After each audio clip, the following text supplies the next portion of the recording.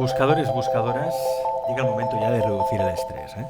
Hemos tenido mucho estrés estos días con todo esto que ha sucedido y yo creo que llega el momento ya de reducir, de buscar esa calma, esa paz interior, y creo que hoy lo vamos a conseguir con esta tertulia que vamos a hacer por una parte con Andrés Martín Asuero. Andrés, bienvenido. Uy, ¿nos podemos dar la mano? No nos van a denunciar, ¿no? Con las manos limpias. Nos hemos desinfectado antes, eso es, importante. Eso es. Andrés Martín Asuero, que es biólogo, doctor en psicología por la Universidad Autónoma de Barcelona, y que después de trabajar como directivo se reinventó como instructor de mindfulness y acaba de publicar este libro que os recomendamos y que hoy presentamos también en el programa, que es Una luz dentro de ti, un libro que, por cierto, cuenta con prólogo de un buen amigo de este programa de Pandora, como es Francesc Miralles. Francesc, benvingut, bienvenido. ¿Cómo Bienvenido. estás? Francesc, recordamos, bueno, es periodista, ya lo conocéis, escritor especializado en espiritualidad. Y pues voy a empezar por ti, Francesc. ¿Por qué decidiste prologar este libro? Bueno, entre otras cosas porque he sido alumno de Andrés Martín. Yo formé parte de uno de sus grupos de MBSR. Allí trabamos amistad, entonces yo hice mi formación con él. Conocía el mindfulness de manera teórica, pero no lo había practicado. Había hecho meditación de una manera más informal. Entonces, a partir de allí, supe lo que era este programa de 8 semanas y luego fui con Andrés. Un día fuimos a visitar un centro donde se hacen los retiros, entonces empezamos a hablar de los retiros. Entonces, en el prólogo explicamos cómo surgió la idea de novelar un retiro de los que organiza Andrés Martín Asuero, ¿no? Y cómo el lector podía vivirlo desde su sofá, ahora mismo desde el confinamiento, ¿no? Pero como si estuviera realmente en una casa de colonias de estas que está en un lugar maravilloso. Entonces, el objetivo del libro básicamente es procurar la experiencia de un retiro a través de la literatura, ese tipo de viaje, ¿no? Hay que decir que no es un ensayo, es una novela. Es una novela, es una fábula, casi. Es una fábula que cuenta la historia de Olga, que es una persona dedicada a cuidar a los demás y que de repente pues siente un vacío en su vida y decide acudir, como explicaba muy bien Francesc, a un retiro de mindfulness en silencio para averiguar las razones de esa insatisfacción. Andrés, hacía alusión antes, Francesc, del programa MBSR. ¿Qué quiere decir MBSR? Son las siglas de reducción de estrés basado en mindfulness y es el programa más conocido y con más evidencia científica de mindfulness. Es un entrenamiento de 8 semanas donde los participantes dedican como 45 minutos al día a hacer como gimnasia, un tipo de meditación que se llama mindfulness y tiene una capacidad demostrada de reducir el estrés, el malestar y conseguir que las personas sean más felices. Sí, hablemos de ello, ¿no? Porque se ha hecho muchos estudios científicos sobre los beneficios de la meditación, en este caso del mindfulness, que es un tipo de meditación que cada vez está teniendo pues más seguimiento por parte de todo el mundo, porque es un tipo de meditación que tampoco te obliga, por ejemplo, a estar estático, ¿no? La típica meditación no es la idea típica de meditación que tenemos todos. Bueno, no sé qué es la idea típica de meditación que tenemos estar todos. Sentados en la flor del loto. Pero mindfulness es una práctica que es bastante estática, sí. Aunque se puede hacer versiones dinámicas, sí. Pero la parte más poderosa es estática. Y te voy a decir por qué. ¿Por qué? Porque lo que buscamos es una mente que esté muy tranquila, como una mente súper tranquila. Porque la mente súper tranquila es la que es más sabia. Si te das cuenta, a más tranquilidad, más sabiduría, a más alteración, más precipitación. Y entonces la tranquilidad de la mente requiere de la tranquilidad del cuerpo. Y la tranquilidad del cuerpo se facilita con la inmovilidad. ¿Y los que no sabemos estar quietos? ¿Que no podemos estar tranquilos? Los que no sabéis estar quietos, podéis hacer un entrenamiento como el programa MBSR, que os enseña eso, a estar quietos, a estar tranquilos y a ver cómo funciona la mente y la relación que hay entre la mente y el cuerpo.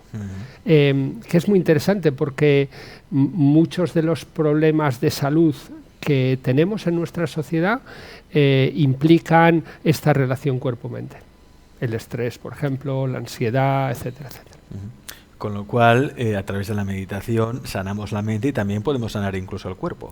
Correcto. Bueno, la mente y el cuerpo forman parte de lo mismo. No puedes tener una mente enferma y un cuerpo sano, o un cuerpo sano y una mente enferma. en general. Hay luego casos especiales, pero el cerebro es el principal órgano que se encarga de la salud del cuerpo. Y al final lo que nosotros buscamos es una persona que cultive la salud, que también mejore su capacidad de prestar atención en el trabajo o en las tareas que haga, y también cultive la atención en las relaciones. Cuidar las relaciones interpersonales. Muy importante eso, ¿eh? Muy importante. Y más hoy por hoy, que estamos siempre o con los ordenadores, sobre todo las tablets, los móviles, que estamos con alguien hablando y ya estamos pendientes de la notificación de WhatsApp, por eso, que nos diga que nos saca de ahí, ¿no? Claro, por eso. Entonces lo que nosotros buscamos es que uno se dé cuenta si está conversando con alguien, si esa interrupción es justificada o no es justificada. Y muchas veces no es justificada.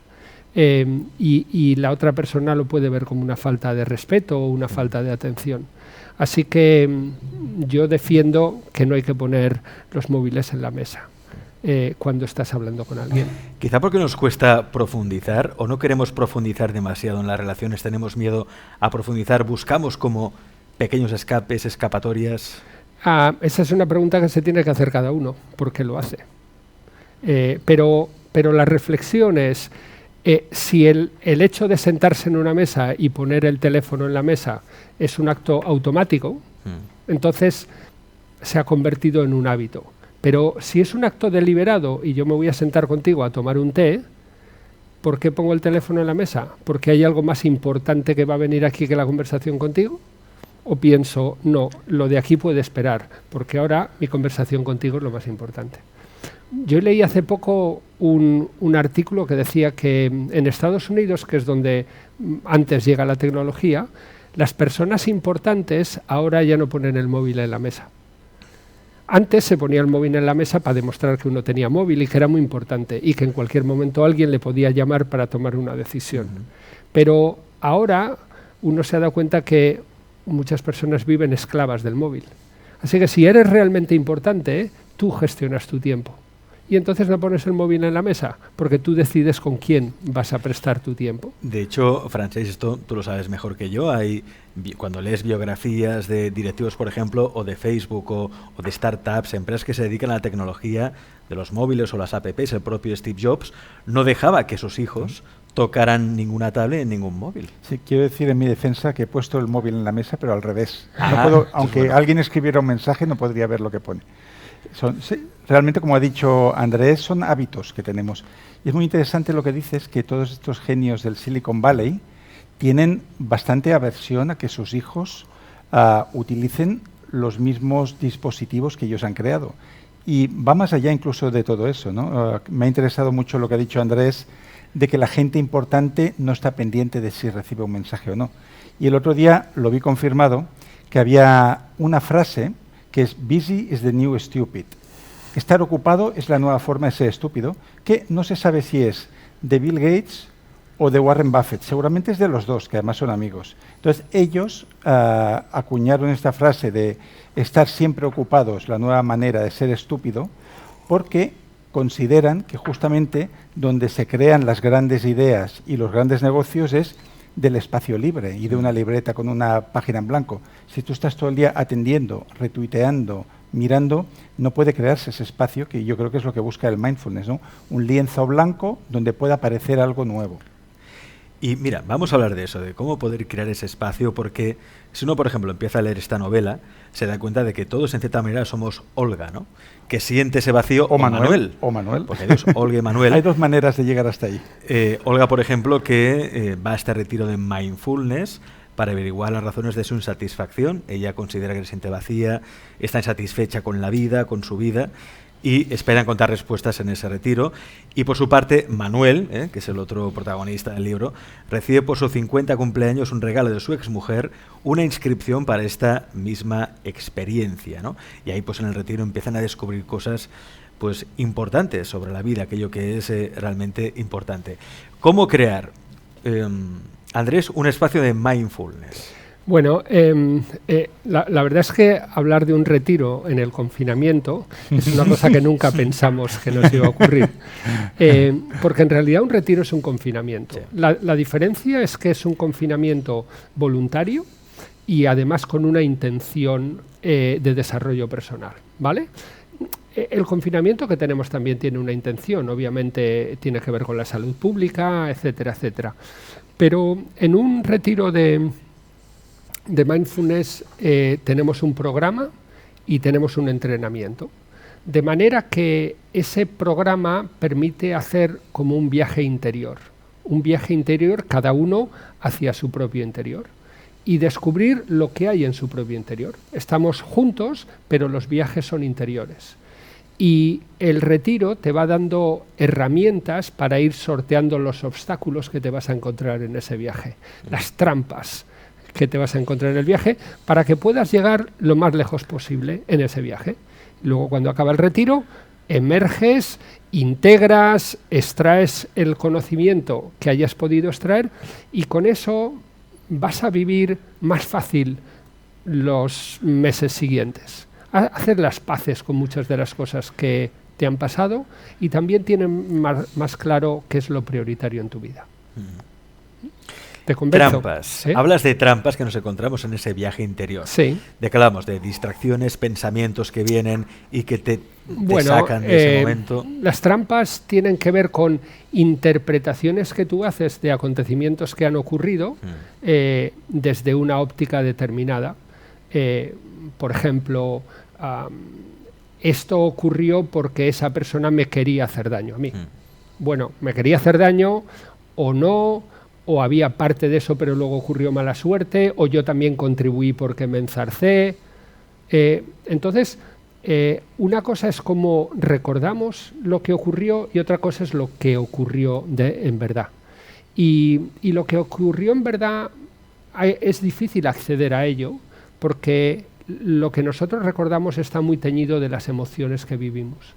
Entonces, uno de los procesos que se da en el retiro es desacoplar esa emoción con el recuerdo y tener una perspectiva diferente, más sanadora, más integradora, más objetiva de aquello que ocurrió, que le quita carga emocional al que lo vivió, pero también a la persona con la que lo vivió. Los recuerdos no son reales.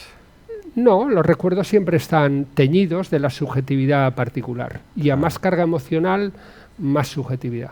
Quiere decir que a veces podemos tener una frustración en la vida o repetimos un patrón, un comportamiento determinado por un recuerdo, ¿no?, de alguna experiencia que pensamos que fue traumática y que en realidad no lo fue tanto, en el sentido de que recordamos el impacto emocional que tuvimos en aquel momento, pero si lo reviviéramos diríamos, pues quizá no había para tanto, pero en aquel momento nos dejó huella. Correcto. El ver patrones es una de las cosas interesantes de un retiro, ¿no? Por ejemplo, ver patrones significa que yo en una determinada situación me comporto siempre de la misma manera, ¿sí?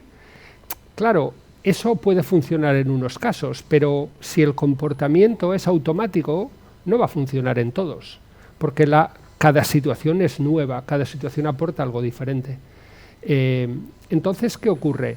Que el patrón es inconsciente, pero si yo me doy cuenta de que hay un patrón, la próxima vez que pase me pararé y diré, ¿en realidad ahora tengo que gritar y golpear la mesa o tengo que preguntarle a esa persona por qué me dice lo que me está diciendo?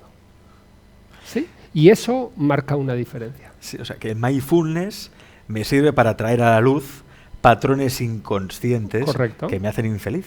Y hacen infeliz a los demás. Y hacen infelices a los demás. ¿Eso te pasó a ti, Francesc, cuando hiciste este retiro, este mindfulness? Sí, yo había hecho retiros informales en las Alpujarras, donde hay el centro Selling, que es este centro que depende del Dalai Lama, que son de budismo mahayana, son de la escuela del budismo tibetano, pero cuando lo hice con Andrés Martín en el Instituto de Mindfulness, ya lo hice de manera arreglada, organizada. Ahí aprendí, sobre todo, me di cuenta a través de una técnica que se llama el escáner corporal de lo agitado que estaba. Yo no era consciente, porque a veces tú vas corriendo de un lado a otro, intentando cumplir con esto, con otro. Entonces, cuando llegaba allí, me sentaba o me tumbaba, me daba cuenta que mi cuerpo era un campo, era un festival eso. Todo lo que notaba, lo que sentía, lo nervioso que estaba y no me daba cuenta, ¿no? Todo el estrés que tenía acumulado. Entonces, yo diría que uno de los beneficios del mindfulness es que te pone un espejo delante y te dice, así estás tú. Entonces, por eso, cuando inicias este proceso, rellenas un test, escribes incluso una carta con una serie de objetivos, ¿no? Y al final miden si estás mejor, peor, cómo ha sido la reducción del estrés, porque de eso se trata. Entonces mi primer descubrimiento fue darme cuenta que estaba realmente muy agitado mentalmente, y eso se transmitía a mi cuerpo, y a lo largo de las distintas sesiones lo que aprendí fue que tomando conciencia y dándote cuenta puedes operar cambios en tu vida que te lleven a una senda de más tranquilidad. Pero lo primero es darse cuenta. Si no te das cuenta, vas a seguir viviendo de la misma manera, porque vas por inercia, como una vagoneta que va vía abajo, ¿no? La inercia, ¿eh? Y que a veces incluso podemos ser conscientes de esta inercia, pero somos incapaces de cambiarla. O creemos que somos incapaces. Es decir, yo ya sé que voy muy nervioso, que siempre voy atacado, que siempre voy corriendo en todas partes, ya lo sé, no hace falta que me lo digáis. Pero aún así, soy incapaz de cambiar esa inercia. O me niego porque me siento cómodo en esa inercia también. A ver, yo creo que todo el mundo que tiene un hábito y que quiere cambiar ese hábito, lo cambia. Si de verdad quiere cambiar, ¿vale? Los hábitos más difíciles de cambiar tienen que ver con las sustancias que generan adicciones duras, ¿no? Pues estaríamos hablando de drogas, tabaco, ¿no? El alcohol en cierta medida, ¿no? Pero si una persona tiene un hábito, quitando las adicciones, y realmente quiere cambiar de ese hábito, por ejemplo, llegar tarde a los sitios o ir corriendo o tener una agenda que nunca tiene tiempo para nada, si realmente se pone a ello, o por su cuenta o mejor con ayuda de algún tipo de programa de apoyo, aprendizaje, etcétera, etcétera, a ver, el ser humano tiene una gran capacidad de aprender cosas y de cambiar. Es cuestión de querer. Decía Viktor Frankl que si quieres, si sabes el qué, encuentras el cómo. Si sabes el qué quieres cambiar. Si te das cuenta que quieres cambiar algo, encuentras el cómo. El problema es cuando no sabes ni el qué. Vale, bueno, pues entonces estos programas de mindfulness te ayudan a poner luz en tu vida, te ayudan a encontrar de tu vida, a ver, en mi vida, ¿cuáles son las fuentes de bienestar y armonía que tengo? ¿Cuáles son las fuentes de malestar? ¿Y cómo cultivo fuentes de bienestar? ¿Y cómo erradico fuentes de malestar? ¿Para quién te dirás que la fuente de malestar es mi trabajo y es lo que me permite pagar las facturas? Sí, pero vayamos a tu trabajo. Seguro que en tu trabajo hay fuentes de bienestar y fuentes de malestar, ¿correcto? Sí. Y seguro que en tu trabajo encuentras la forma de cultivar fuentes de bienestar y erradicar fuentes de malestar. Y seguro que en tu trabajo lo normal es que se alegren de que tú hayas tomado esa decisión. Es decir, Andrés, que cualquier relación se puede transformar, sea relación con la pareja, con un amigo, una amiga, con el jefe, con un compañero de trabajo. En cualquier relación es interdependiente. Luego, lo que tú siembras, cultivas. Es el mecanismo un poco de las profecías, ¿no? Es decir, si yo digo que mi jefe es un tirano, ¿no? O creo que mi jefe es un tirano, al final se comportará como un tirano conmigo. Con el efecto Pigmalión, las expectativas. No tengo una expectativa sobre la realidad y al final esa realidad se acomoda a mi expectativa. Pero es que también hay otra derivada en esto. Es que si yo una persona la etiqueto de una forma determinada, yo la voy a tratar de esa forma. Y como yo la trato de esa forma, la persona se va a comportar de esa forma. Y como además la estoy etiquetando, aquello que entra en la etiqueta lo voy a grabar y aquello que no encaja con la etiqueta lo voy a descartar. El observador crea su realidad, estamos viendo. Esto también se llama en psicología profecía de autocumplimiento. Y hay el Paul Václavic, que tiene un filósofo de origen polaco, que tiene este libro, El arte de amargarse la vida, que es una antiayuda, y entonces ahí explica la famosa historia del martillo, que luego la han citado muchísimos autores en muchos libros, que es de un hombre que necesita un martillo para clavar un clavo y quiere pedírselo al vecino, pero de camino a su casa, a la puerta del vecino, empieza el parloteo mental.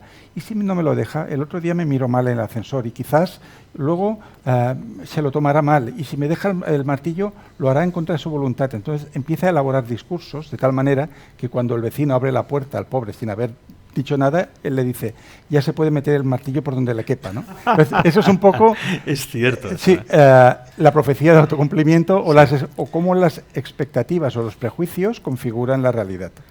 Es decir, que siempre el ruido que tenemos mental es lo que hace muchas veces que no pueda fructificar una relación o que no fluyan las relaciones, pero es por nosotros mismos, ¿no? Es por ese ruido que tenemos allí. Por eso mindfulness nos puede ir muy bien, para callar ese ruido, silenciar y ver la realidad tal cual es y no como creemos que es. Así es. Venga, vamos a hacer mindfulness. Yo creo que la gente que está en su casa... Vamos a hacer una práctica. Vamos a hacer una práctica, sí. Vale, bueno, entonces vamos a hacer una práctica sencilla. Y la práctica consiste en tomar una postura consciente, una postura que nos dé una sensación de dignidad y de estabilidad. Podemos bajar la vista o cerrar los ojos para no tener distracciones visuales y simplemente seguir la guía de mi voz.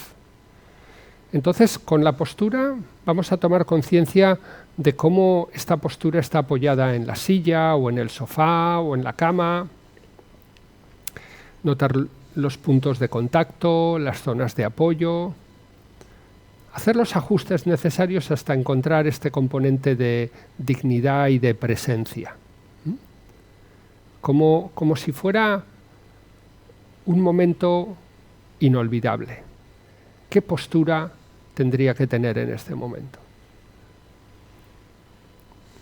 Y esa postura congelarla y llevar la atención a la respiración y hacer 3 respiraciones profundas estirando bien la exhalación y dejando que luego el aire entre libremente, como renovando el aire de los pulmones y luego dejando que la respiración quede en un ritmo natural, como si fuera el cuerpo el que respira y la atención simplemente observa.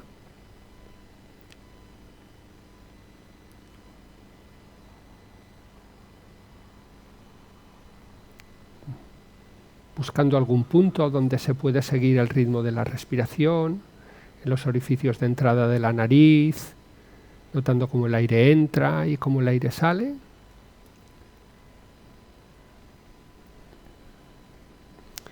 Para terminar, siguiendo el sonido de las campanillas desde el principio hasta el final.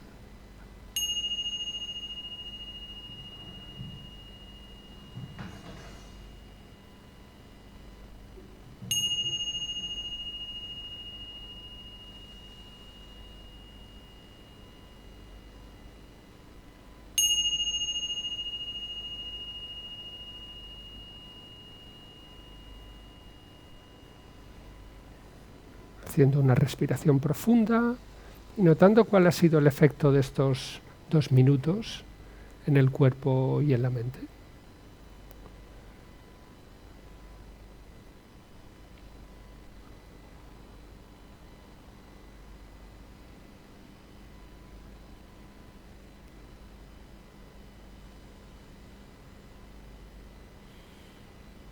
Fantástico, ¿eh? Bueno, pues una pequeña muestra. Una pequeña muestra. Si esto lo hiciéramos cada día, estos 2 minutos cada día, o hay que meditar más. Hay que hacer un poco más. Sí. Eso aquí en este momento, en el contexto del programa, está bien hacer 2 minutos cada día y es una buena forma de empezar. Pero para que tenga un efecto en situaciones difíciles y me ayude a estar más presente en los momentos que necesito estarlo, probablemente haga falta una práctica entre 10 y 20 minutos al día. ¿10, 15 minutos al día? Sí, 10, 15 minutos al día. ¿Quién no tiene 10, 15 minutos al día? ¿Quién no se merece 10 no o se 15 merece? minutos de tranquilidad al día? Yo eso es lo que digo. ¿Crees que no te mereces 10 o 15 minutos al día de tranquilidad en vez de estar siempre teniendo que hacer esto y hacer esto y hacer esto? ¿No te mereces 15 minutos de no hacer nada? No, yo sí. Tú, Bueno, tranquilamente, quieto, respirando, haciéndote amigo de ti mismo. Solo enfocándome en la respiración y ya está. Ya está. Pero sin forzarla, simplemente No, natural. observar cómo respira mi cuerpo. Si tu cuerpo. atención se va, la traes de nuevo. Si tu atención se va, la traes de nuevo. Haciendo que esto sea un momento de tranquilidad. descongestionando todas las redes neuronales de las cosas que te han pasado en el día. ¿Y eso hará que pensemos con más claridad? Bueno, sí. ¿Será que quizá hará que tengamos más claras las prioridades? Claro. Nos puede venir respuestas, ¿no?, a preguntas que nos estábamos haciendo. Correcto. Y que no sabíamos, ¿no? Preguntas fundamentales también que uno se hace y que uno se puede hacer también cuando lee esta novela Una luz dentro de ti. Preguntas importantes, ¿no? ¿Para qué he venido yo a este mundo? ¿Cuál es mi misión en esta vida? Esa es demasiado complicada. ¿Sí? Esa es demasiado. A mí me gustan preguntas más sencillas. Sí. ¿Por ejemplo? Bueno, preguntas que tengan que ver con de este confinamiento. ¿Qué cosas voy a seguir haciendo porque me han gustado cuando nos den la libertad? ¿Y qué cosas que hacía antes no voy a volver a hacer porque me he dado cuenta que no tienen sentido? ¿Cómo voy a vivir mi vida a partir de ahora? Me parece más interesante eso, a saber por qué he venido aquí. No es importante saber a qué hemos venido. No lo sé. ¿O es una pregunta que crea más desdicha e infelicidad que otra cosa? A mí me parece que las preguntas interesantes son las que van orientadas a cambiar tu comportamiento. Porque si una pregunta no va a cambiar tu comportamiento, ¿qué efecto va a tener en tu vida? En cambio, aquello que cambia tu comportamiento va a tener un efecto en tu salud, en tus relaciones personales, en el efecto en tu trabajo, en tu impacto en el ecosistema. Y eso es real. La metafísica está bien, ¿vale? Pero si voy a seguir haciendo lo mismo, ¿qué efecto tiene ese conocimiento en mí? Pues mira que es una pregunta que se hace la gente muy a menudo. Nosotros que tenemos aquí un chat donde los buscadoras también pueden hacer sus preguntas, siempre hay una pregunta que importa o tiene prioridad sobre todas las demás, que es la misión de vida. ¿Cómo descubrir mi misión en esta vida? En mindfulness, tú que has hecho mindfulness también, Francesc, ¿te ha aclarado cosas al respecto también de esa gran pregunta? Yo creo que si aclaras tu mente, también aclaras tu propósito. Una mente confusa difícilmente sabrá hacia dónde va, ¿no? Como esa famosa frase de Séneca, que ningún viento sería favorable. Si tu mente está como un lago de aguas cristalinas, es más fácil que veas el siguiente paso y mañana veas uno más. Y quizás en ese camino vas a ver, no sé si tu misión en la vida, pero sí qué rumbo quieres tomar. De hecho, el primer libro que publicó Andrés es Con rumbo propio. Y yo creo que saber cuál es tu rumbo depende de tener las ideas claras, de saber lo que no quieres, que eso ha sido interesante, eso que ha dicho, qué es lo que no quiero seguir haciendo, de qué me he liberado. Y que eso me lo decía el otro día Xavier Guix, el psicólogo, me decía, a todos los que me llaman por teléfono para charlar un rato, le digo, ¿a ti de qué te ha liberado el coronavirus? Pues bueno, quizás acudíamos a reuniones que no nos gustaban, teníamos hábitos que eran como impuestos por la fuerza de la costumbre, y ahora que hemos estado solos en casa o acompañados con una vida mucho más austera y espartana, pues habrá cosas a las que no queramos renunciar. Entonces, sí que es cierto que una mente clara, una mente donde no hay tanto bullicio, puede ver más claro cuál es su propósito, su objetivo, su ikigai, como lo queramos llamar. Andrés, ¿dónde podemos conseguir o ver más ejercicios de mindfulness para ir practicando? Bueno, nosotros tenemos una página web que yo tengo un blog que es andresmartin.org.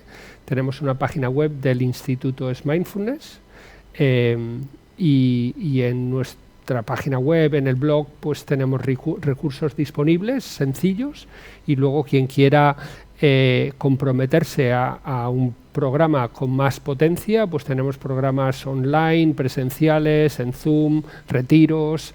El año pasado tuvimos 3.000 participantes en nuestros programas. Así que ¿cuántos? 3.000. Así que sí, estamos divulgando el mindfulness en Barcelona y en España a gran escala. Andrés, Francesc, gracias por vuestro tiempo y por traer un pequeño oasis, ¿no?, dentro de este ruido ensordecedor que a veces tenemos en la realidad. Yo creo que nos ha servido de mucho este espacio con vosotros. Andrés, Francesc, gracias, Alex. Un placer muy grande. Francesc, gracias. Gracias.